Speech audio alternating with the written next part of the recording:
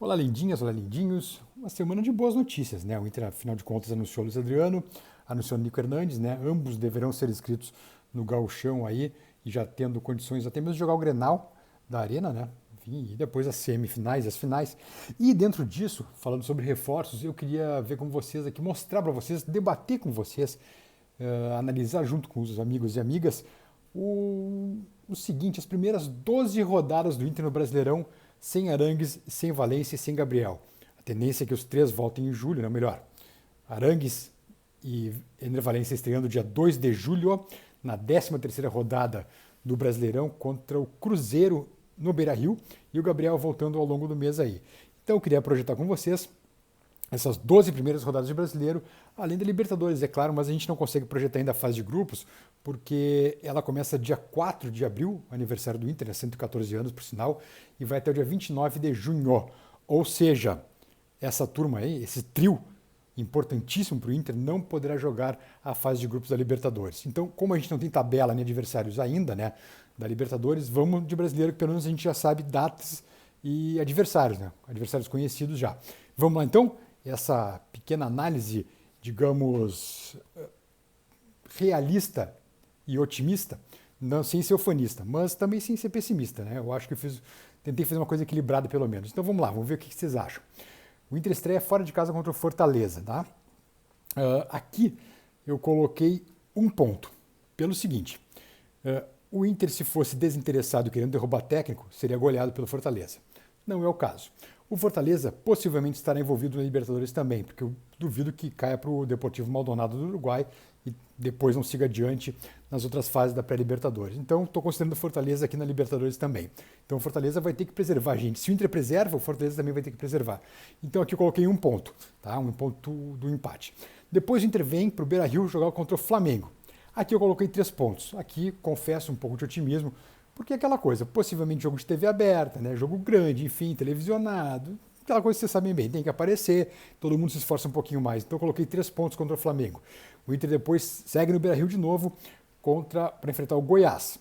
Eu coloquei 3 pontos também porque, enfim, que todo respeito ao Goiás, mas ganhar do Goiás em casa é obrigação. Então coloquei mais 3 pontos.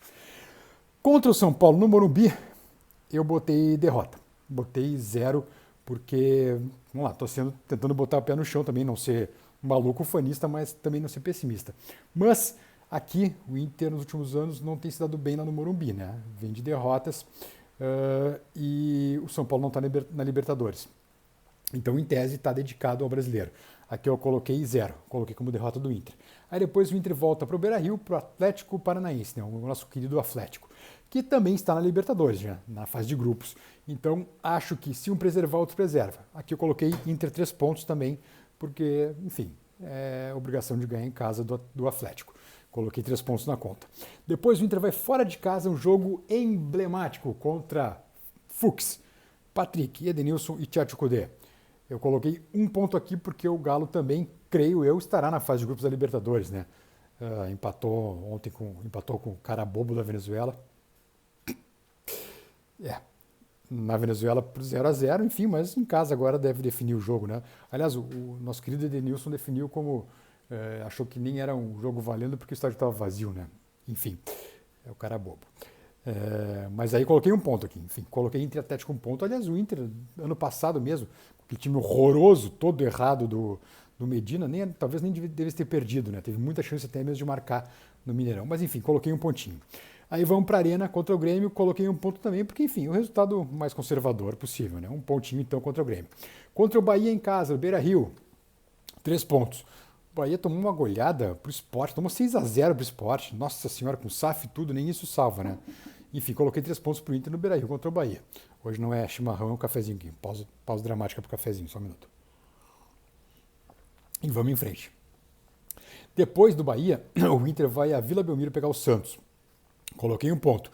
O Santos está mal das pernas esse ano, né? Não formou um grande time, não vai estar na Libertadores, enfim, vai às ganhas para esse jogo, mas eu coloquei um pontinho, acho que o Inter tem condição de sair com um ponto de lá. Depois o Vascão da Gama no Beira-Rio, 3 pontos. Acho que é a obrigação do Inter ganhar do Vasco, ainda que o Vasco não esteja na Libertadores. Depois, Curitiba fora, um joguinho que às vezes é chato, né? Eu coloquei um ponto aqui, fui meio conservador, um ponto. E o 12º jogo O América Mineiro fora. Bom, aqui, desculpa, né, mas que eu tive que zerar a tábua, né? Então, coloquei uma derrota do Inter aqui. Então, 12 jogos eu considero 2 derrotas. São Paulo e América Mineiro, ambos fora de casa. E nesses 12 jogos, o Inter, nas minhas contas, né, não sei se é o mesmo que vocês pensam, o Inter somaria 20 pontos. Claro que envolvido aqui também com o Libertadores. Tem esse porém também. E, sobretudo, sem Arangue, sem Valência e ainda sem Gabriel. Então tem esse detalhe também importante. E sem Cuejar, esse Viel, quem vier para o segundo semestre também, ainda não vai, possivelmente não terá estreado. Então, dentro dessas dificuldades todas, com o elenco atual, mais Luiz Adriano e Nico Hernandes, em 12 jogos sem os grandes reforços, o Inter faria 20 pontos, envolvido aí também com a Libertadores. Tá bom? Compartilhem, sigam o canal aqui. Se não gostaram do que eu falei, comentem, vamos debater, porque, enfim, é só o que eu penso sobre esses 12 jogos sem os grandes reforços. Mas claro que nada disso pode ser real depois na prática e vocês também podem pensar algo bem diferente, tá bom? Comentem, compartilhem, estou esperando vocês aqui para a gente conversar. Abração, até mais.